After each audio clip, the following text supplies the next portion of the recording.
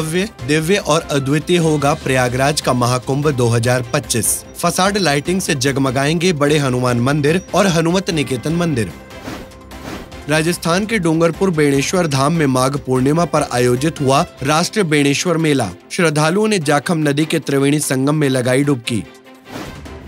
महाशिवरात्रि के चलते उज्जैन महाकालेश्वर मंदिर के नियमों में हुआ बदलाव। भस्म आरती के लिए होने वाली ऑनलाइन बुकिंग हुई बंद। श्री बांके बिहारी मंदिर में श्रद्धालुओं का उमड़ा हुजूम। माघ पूर्णिमा पर श्रद्धालुओं की दिखी लंबी लंबी कतारें। प्रयागराज में 2025 महाकुंभ का आयोजन दिव्य, भव्य और अद्वितीय होगा। महाकुंभ के तहत संगम किनारे बड़े हनुमान मंदिर और सिविल लाइन से स्थित हनुमत निकेतन मंदिर कुंभ मेला शुरू होने से पहले ही फसाड लाइटिंग से जगमगाने लगेंगे। इस संबंध में शासन ने दोनों के लिए अलग अलग राशि जारी कर दी है। बड़े हनुमान मंदिर के लिए 49 लाख और हनुमत निकेतन के लिए 1 करोड़ 10 लाख रुपए स्वीकृत किए हैं। बड़े हनुमान मंदिर के लिए 40 लाख और हनुमत निकेतन के लिए 50 लाख रुपए प्रथम किस्त के रूप में जारी किए गए हैं।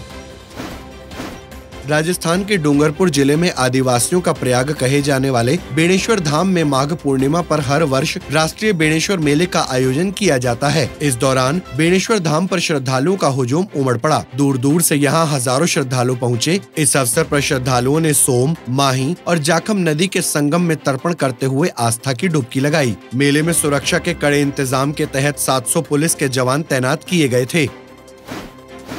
महाशिवरात्रि का पर्व आने वाला है और इस पावन अवसर पर बाबा के दर्शन के लिए महाकाल मंदिर में लाखों श्रद्धालु पहुंचते हैं। इस बार करीब 10 लाख भक्तों के पहुंचने का अनुमान है। महाशिवरात्रि की तैयारियों के तहत बाबा महाकाल मंदिर में पूजा अर्चन और दर्शन के नियमों में कुछ बदलाव किया गया है। नई व्यवस्था के अंतर्गत भक्तों के लिए भस्म आरती की ऑनलाइन बुकिंग को बंद कर दिया गया है। ऐसा भीड़ को नियंत्रित रखने के लिए किया गया है। इसके साथ ही शीघ्र दर्शन के लिए मिलने वाली टिकट सुविधा भी नहीं दी जाएगी।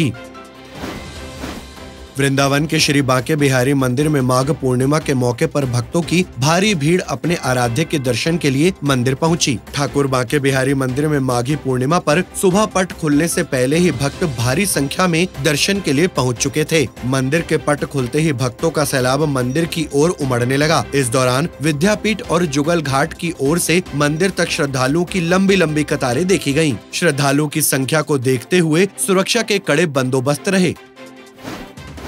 मेरठ में नवनिर्मित गुरुकुल देवऋषि का उद्घाटन समारोह आयोजन किया गया। समारोह का उद्घाटन श्रद्धेय आचार्य बालकृष्ण जी द्वारा किया गया। इस अवसर पर संपूर्ण देवऋषि परिवार के साथ ही देश के कई संत और गणमान्य लोग उपस्थित रहे। श्रद्धेय आचार्य बालकृष्ण जी ने इस अवसर पर कहा कि देवऋषि दयानंद की कृपा से पुनः गुरुकुलीय वेद शिक्षा प्रणाली को आगे बढ़ाने का सौभाग्य मिला है और स्वामी श्रद्धानंद जी ने उस शिक्षा प्रणाली को बड़े स्वरूप में पहुँचाने का प्रयास किया। गुरुकुल देवऋषि वैदिक परंपरा को आगे बढ़ाने का एक सराहनीय कदम है।